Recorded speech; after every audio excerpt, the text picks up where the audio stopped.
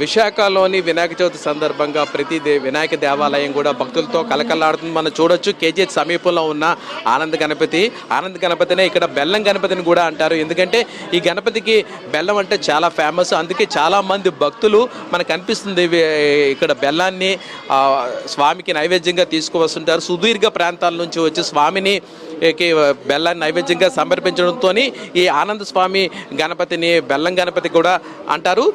అది గణపతి ఆలయానికి కూడా విశిష్టమైన చరిత్ర ఉంది. మరింత సమాచారం ఇక్కడ ఆలయ పూజారులను అడిగి తెలుస్తుంది. సార్, ఈరోజు వినాయక చవితి పండుగ ఎలా జరుగుతుంది? ఈ ఆలయంలోని ఆలయం యొక్క విశిష్టత ఏంటి? శ్రీ గురుభ్యో నమః. ఆనంద గణపతయే నమః. స్వామివారు ఆనంద గణపతి దేవాలయం బెల్లం గణపతిగా పిలుస్తారు. Collector office Visakhapatnam. అయితే స్వామివారి వినాయక చవితి సందర్భంగా చాలా వైభవపేతంగా స్వామివారికి ఉత్సవాలు జరుగుతున్నాయి. ప్రాతకాలం నుంచి స్వామివారికి అభిషేకాలు, అలాగే లోక కళ్యాణార్థంగా లక్ష్మీ గణపతి హోమాది కార్యక్రమాలు జరుగుతాయి. అయితే స్వామివారి చంద్రప్రతిష్ఠ దేవాలయం 11వ శతాబ్దంలో చోళరాజులు కట్టారు. భక్తులకు ఏ విఘ్నాలు లేకుండా వారు అనుకున్న పని నెరవేర్చి, వారికి నిర్విఘ్నంగా వారు అనుకున్న పనులు నెరవేర్చి వారికి ఆనందాన్ని ఇవ్వాలని ఆనంద గణపతిగా చంద్రుడు స్వామివారిని ఇక్కడ ప్రతిష్టాపన చేశారు. స్వామివారి ప్రత్యేకత కుడివేవ తొండంతో ఉంటారు. కుడివేవ తొండంతో ఉన్న గణపతిని ఆరాధించడం వల్ల సర్వకార్యములు సిద్ధింపజేస్తారని శాస్త్రము. శాస్త్రానుగుణంగా చంద్రుడు స్వామిని ఇక్కడ ప్రతిష్టాపన చేయడం ఇక్కడ విశేషము. భగవతా అనుగ్రహం పొందిన ప్రతి భక్తుడు కూడా భగవంతుడి యొక్క సంతోషాన్ని పొందిన ప్రతి భక్తుడు కూడా భగవంతుడికి ఇష్టమైనది నివేదన చేయడం మనకు పూర్వం నుంచి వస్తున్నది. సర్వసాధారణంగా గణపతి అనేసరికల్లా మన స్వామివారికి అనేక స్వరూపాలు, అనేక గణపతులుగా మనం ఆరాధన చేస్తూ ఉంటాం గణపతిని. కానీ ఇక్కడ ప్రత్యేకత స్వామివారి ప్రత్యేక కుడివేవ దండంతో ఉంటారు స్వామి.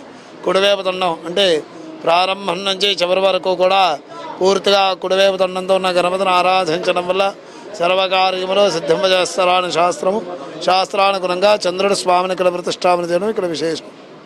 మనం చూడొచ్చు ఇక్కడ ఈ ఆలయంలో చాలా మంది భక్తులు ఉదయం నుంచి కూడా ప్రత్యేక పూజా కార్యక్రమాలు చేస్తున్నారు. ఎంతో సుదీర్ఘ ప్రాంతాల నుంచి వచ్చారు. అడిగి తెలుసుకుందాం. అమ్మా, ఈరోజు ఎలా వినాయక చవితి జరుపుకుంటున్నారు? హ్యాపీగానే జరుపుకుంటున్నామండి. బెల్లం గణపతి ఆలయం ఫేమస్ తెలుసు కదా, మీరు రెగ్యులర్గా వస్తుంటారు ఈ ఆలయం? వస్తుంటామండి.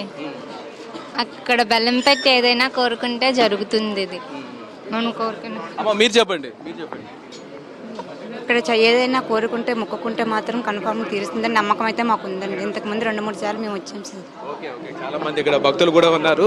ఇక్కడ స్వామి, మీరు ఎలా జరుపుకుంటున్నారు పండుగని? పండుగ ఎల్లవేళగా బాగా జరుపుకుంటామండి.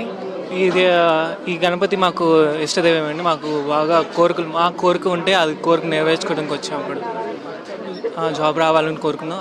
అదేవిధంగా వచ్చింది, జాబ్ వచ్చింది.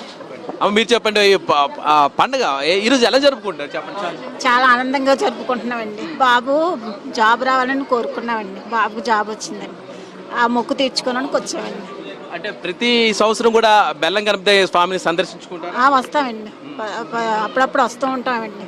ఇప్పుడు ఆ బాబుకి మొక్కు తీర్చుకోవడానికి వచ్చామండి. థ్యాంక్ యూ వెరీ మచ్ అమ్మ. ఇది మొత్తం మీద పరిస్థితి. విశాఖపట్నంలోని వినాయక చవితి ఉత్సవం అత్యంత వైభవంగా జరుగుతుంది.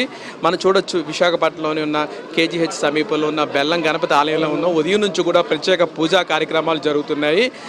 చాలామంది భక్తులు కూడా స్వామివారిని సందర్శించి ఆశీస్సులు తీసుకుంటున్నారు. వీడియో జర్నలిస్ట్ అభిలాష్తో రామకృష్ణ, ఏబిఎన్ ఆంధ్రజ్యోతి, విశాఖపట్నం.